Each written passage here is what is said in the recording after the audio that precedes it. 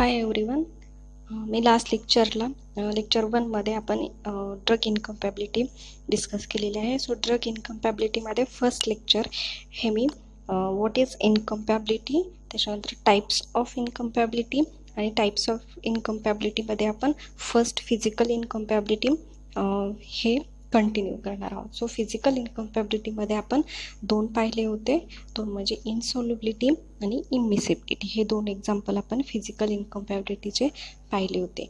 आता हे second lecture आहे. सो सेकंड लेक्चरमध्ये आपण फिजिकल इनकम्पॅबिलिटीचा उरलेला पार्ट पाहणार आहोत, म्हणजेच एक्झाम्पल नंबर 3 प्रेसिपिटेशन. ठीक आहे. सो हे तुम्हाला डायरेक्टली कळणार नाही आहे, त्याच्या आधी माझा आधीचा म्हणजे लेक्चर 1 इनकम्पॅबिलिटीवरचा व्हिडिओ पहा. ठीक आहे. आणि त्यानंतर हा वाला म्हणजे सेकंड लेक्चरचा हे पहा, म्हणजेच तुम्हाला जास्त कळेल. ठीक आहे. त्याच्यामध्ये थर्ड एक्झाम्पल आहे प्रेसिपिटेशन. आता फिजिकल इनकम्पॅबिलिटीमध्ये third example precipitation. A drug solution may be precipitated if the solvent in which is insoluble is added to the solution. ठीक आहे. ज्या वेळेस तुम्ही एखाद्या सोल्युशनमध्ये सॉलिड सबस्टन्स ॲड करता त्यानंतर तो अनेबल असतो सोल्युबल होण्यासाठी. ठीक आहे. सो तो अनेबल झाल्याच्या नंतर तो सोल्युबल होऊ शकत नाही किंवा काही प्रमाणात सोल्युबल होतो, आणि त्याच्यानंतर जो अनेबल होतो किंवा त्याची क्षमता हरवून जाते तो डिझॉल्व्ह होण्याचं. त्याच्यानंतर जे त्याचे पार्टिकल्स आहेत इनसोल्युबल, हे काय होतात की खाली जाऊन बसतात, म्हणजे तळाशी जाऊन बसतात. ठीक आहे. सपोज हे प्लेन सोल्युशन आहे, हे प्लेन सोल्युशन आहे. त्याच्यामध्ये आपण हा प्लेन सोल्युशन, त्याच्यामध्ये आपण काय ॲड केलं की सॉलिड पार्टिकल्स, आणि हे काय आहे की सॉलिड पार्टिकल्स जे आहेत हे इनसोल्युबल आहेत. ठीक आहे. म्हणजे सोल्युबल्स होत नाहीत. त्याच्यासाठी काय की जितकी त्याची क्षमता हरवून जाते आणि त्याच्यानंतर काय होते की हे सेटल डाऊन होते. ओके. सो हे सेटल डाऊन म्हणजेच काय झाले की हे पीपीडी, म्हणजेच आपण त्याला काय म्हणतो प्रेसिपिटेशन. सो हे जे प्रेसिपिटेशन आहे हा फिजिकल इनकम्पॅबिलिटी आहे. ठीक आहे. सो आपल्याला हे काय नको, हे अवॉइड करायचं आहे. त्याच्यासाठी आपण काय करणार आहोत, व्हेन टिंक्चर. आता एक गुड एक्झाम्पल घेऊया त्याच्यासाठी. Resins are insoluble in water. ठीक आहे. रेझिन्स म्हणजे सपोज एक टिंक्चर असेल. सो टिंक्चर काय आहे की इनसोल्युबल आहे, वॉटरमध्ये हे मिक्स होऊ शकत नाही किंवा सोल्युबल होऊ शकत नाही. When tincture containing the resinous matter is added in water, resin is agglomerate forming a indiffusible precipitation. म्हणजेच काय की तुम्ही रेझिन प्लस वॉटर, म्हणजे वॉटरमध्ये रेझिन्स ॲड करा आणि रेझिन्स काय इनसोल्युबल आहे. सो इनसोल्युबल असल्यामुळं काय होणार आहे, टिंक्चर कंटेनिंग रेझिनियस मॅटर, म्हणजेच ऑफकोर्स त्याच्यामध्ये जे इनसोल्युबल होणारे जे पार्टिकल्स आहेत ते होणार आहेत ॲग्लोमेरेट्स, आणि त्याच्यानंतर काय होणार ते सेटल डाऊन होणार आहेत. सो हे काय होते म्हणजे एक प्रकारे पीपीटी किंवा इनसोल्युबल आहेत, इनडिफ्युजिबल प्रेसिपिटेशन तिथं क्रिएट होते. This can be prevent by the slowly adding the undilute tincture with a vigorous stirring. ठीक आहे. आता ह्याच्यासाठी काय आहे की ऑफकोर्स रेझिन आणि वॉटर इनसोल्युबल आहे, म्हणजे रेझिनियस मॅटर हे एक प्रकारचं प्रेसिपिट फॉर्म करतं आहे. सो ह्याला ओव्हरकम कसं करणार. सो ह्याच्यामध्ये जर तुम्ही रेझिन आणि वॉटर जर ॲड करत असताल तर हे काय करायचं, prevented by the slowly adding the undiluted tincture with a vigorous stirring. म्हणजेच टिंक्चर म्हणजेच टिंक्चर रेझिनियस मॅटरमध्ये टिंक्चर जे आहे ते काय करायचं, वॉटरमध्ये स्लोली ॲड करायचं with a vigorous stirring, continuously stir करत ते ॲड करत जायचं. ह्याने काय होईल की एक प्रकारे प्रेसिपिटेशन व्हायला किंवा अवॉइड करायला हेल्प होणार आहे. डायल्युटेड सस्पेन्शन और by adding a some suitable thickening agents. ठीक आहे. विगरसली स्टरिंग करत असताना त्याच्यानंतर डायल्युटेड सस्पेन्शन किंवा एखादं थिकनिंग एजंट. थिकनिंग एजंट म्हणजे काय, थिकनिंग एजंट आपण ॲड करू शकतो.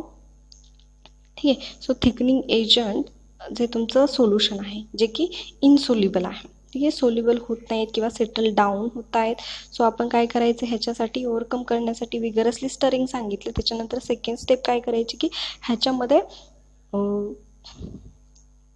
ह्याच्यामध्ये थिकनिंग एजंट ॲड करायचं. ठीक आहे. सो थिकनिंग एजंट म्हणजेच काय की ह्या सोल्युशन जे आहे त्याला काय बनवेल, थोडंसं विस्कस बनवेल, आणि त्याच्यामधले जे पार्टिकल्स आहेत ते फास्टली सेटल डाऊन होणार नाही, हे काय होतील की स्लोली सेटल डाऊन होतील. ठीक आहे. म्हणजे काय की तुमचं थोडक्यात प्रेसिपिटेशन हे अवॉइड होण्यास हेल्प होणार आहे. ठीक आहे, प्रेसिपिटेशन होतं आहे म्हणजेच ॲग्लोमेरेशन होतं आहे, सेटल डाऊन होतं आहे. सो त्याला तुम्ही ओव्हरकम कसं करणार?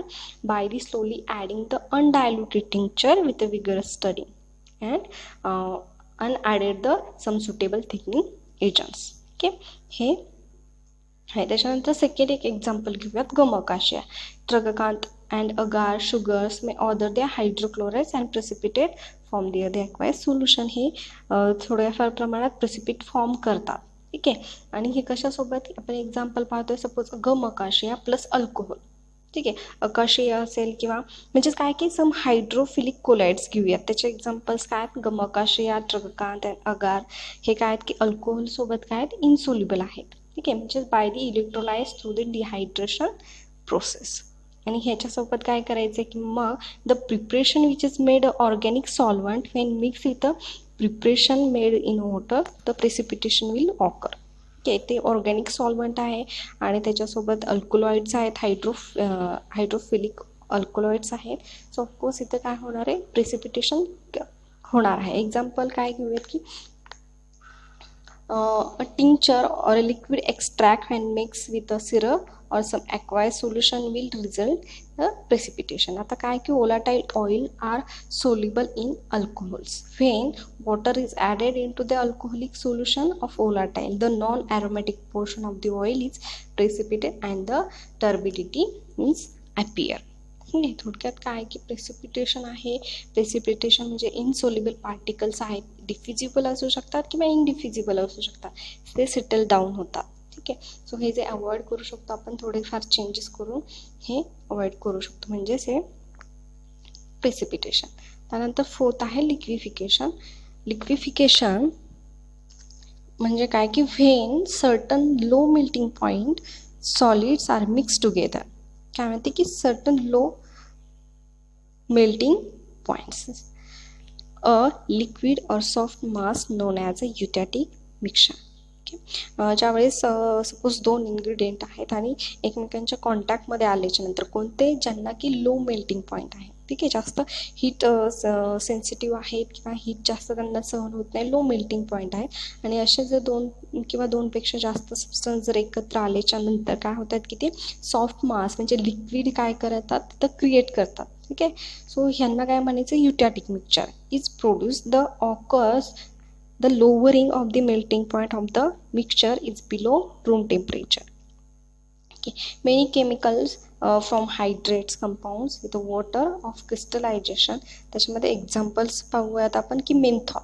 Okay, menthol, thymol, camphor, phenol, salol, naphthol and chloral hydrate हे काय आहेत की हे लो मेल्टिंग पॉईंट्सवाले सबस्टन्स आहेत.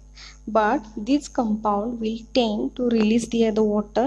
जसे काय होतात की ह्यांच्यातून वॉटर हे रिलीज होतं, सॉफ्टी मास किंवा थोडंफार प्रमाणात लिक्विड काय होतं हे क्रिएट करतात आणि ते जे पावडर फॉर्ममध्ये असतात तो त्यांचा पावडर फॉर्म हा नाही राहत. की एक प्रकारचा मास तिथं तयार होतो तो. सो ही काय आहे? इनकम्पॅबिलिटी आहे. लिक्विफिकेशन काय? इनकम्पॅबिलिटी. आपल्याला फ्री फ्लोईंग पावडर हवी, बट ते एन्व्हायरमेंटच्या कॉन्टॅक्टमध्ये आल्याच्या नंतर किंवा रूम टेम्परेचरपेक्षा जास्त टेम्परेचर केल्याच्या नंतर ते काय करतात? एक प्रकारे सॉफ्ट मास किंवा लिक्विड क्रिएट करतात आणि ते काय होतात की एक प्रकारचा मास तयार होतो. की म्हणजे फ्री फ्लोईंग पावडर न राहता मास. सो हे जर होत असेल, ठीक आहे, लिक्विफिकेशन ही कंडिशन जर होत असेल, आपण एक्झाम्पल पाहिलं मेन्थॉल, थायमॉल, फिनॉल. सो हे जे लो मेल्टिंग पॉईंटवाले आहेत आणि हे काय होत आहेत की तुम्ही कंपाऊंडिंग करताना हे लिक्विफाय होत आहेत. ठीक आहे, वॉटर क्रिएट करताय. सो ह्यांना आपण दोन पद्धतीने ट्रीट करू शकतो. ते म्हणजे काय की फर्स्ट ट्रॅच्युरेट टुगेदर. ओके, काय म्हटलं की ट्रॅच्युरेट टुगेदर. सपोज मेन्थॉल घेऊयात आणि कॅम्फर घेऊयात. ओके, सो हे दोन्ही पण काय तर लिक्विफाय होणार म्हणजे युटॅटिक मिक्सचर आहे. ट्रॅच्युरेट together to form a liquid and mix with absorbent like a light kaolin or lighter magnesium carbonate to produce a free flowing powder. Okay, suppose first आहे मेन्थॉल आणि सेकंड आहे कॅम्फर. सो हे menthol आणि camphor एकत्र आल्याच्या नंतर of course liquid create होतं आहे. सो काय करायचं? ह्या दोघांनाही ट्रॅच्युरेट करायचं सोबत. ठीक आहे. मॉर्टर पेस्टरमध्ये ट्रॅच्युरेट करा, मग काय करायचं, मिक्स विथ ॲन ॲब्झॉर्बंट. ॲब्झॉर्बंट घेऊया, गुड एक्झाम्पल आहे लाईट केओलिन. ठीक आहे. सो लाईट केओलिन हे त्याच्यामध्ये ॲड करायचं आणि ट्रॅच्युरेट करायचं आहे. काय करेल की लाईट केओलिन काय ॲब्झॉर्बंट आहे, म्हणजेच मेन्थॉल आणि कॅम्फरला ट्रॅच्युरेट करत असताना जे त्याच्यातून मॉइश्चर क्रिएट होईल, ते मॉइश्चर लाईट केओलिन काय करेल, लाईट केओलिन हे काय ॲब्झॉर्बंट आहे, म्हणजेच ते लिक्विड काय करेल, ऑफकोर्स ॲब्झॉर्ब करेल आणि खाली काय उरेल, फ्री फ्लोईंग पावडर. ठीक आहे. ही काय झाली, एक प्रकारची मेथड झाली की तुम्ही लिक्विफाय जे होतात सबस्टन्स, सो त्यांना तुम्ही कंपाऊंडिंग कसं करणार. ठीक आहे. फर्स्ट आणि सेकंड त्याचसोबत तर individual medicaments is powder separately and mix with an absorbent and then combine together lightly. ठीक आहे. फर्स्ट आपण काय पाहिले की बोथ, म्हणजे हे काय करायचं, दोघांना पण ट्रॅच्युरेट करायचं आणि देन ॲब्झॉर्बंट ॲड करायचं.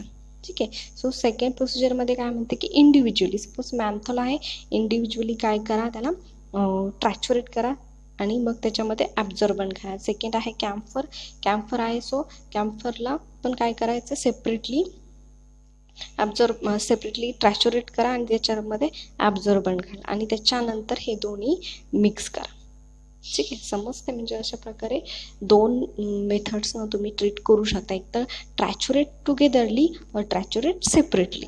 ठीक आहे. पण हे काय की ॲब्झॉर्बंट वापरणं हे कंपल्सरी आहे, कारण की ॲब्झॉर्बंट नसेल सो हे दोन्ही पण सबस्टन्स जे आहे ते खूप लिक्विफाय होणार आहेत आणि तुम्हाला तिथे इनकम्पॅबिलिटी होऊ शकते. सो ह्याच्यासाठी मला ॲब्झॉर्बंट घालाय. ठीक आहे. हे म्हणजेच काय झालं, फिजिकल इनकम्पॅबिलिटी. फिजिकल इनकम्पॅबिलिटीमध्ये आपण काय पाहिलं आहे, परत एकदा बघूयात. फिजिकल इनकम्पॅबिलिटीमध्ये इनसोल्युबिलिटी, इमिसिबिलिटी, प्रेसिपिटेशन आणि लिक्विफिकेशन. ओके. सो हे फिजिकल इनकम्पॅबिलिटी. त्यानंतर आहे केमिकल इनकम्पॅबिलिटी. केमिकल इनकम्पॅबिलिटीवरती आपण थर्ड लेक्चर पाहणार आहोत, म्हणजेच फर्स्ट लेक्चर जे आहे व्हॉट इज कम्पॅबिलिटी आणि त्याच्यानंतर फिजिकल इनकम्पॅबिलिटी. ठीक आहे. ह्याच्यावरती दोन लेक्चर थर्डमध्ये आपण डिटेल्समध्ये पाहणार आहोत केमिकल इनकम्पॅबिलिटी.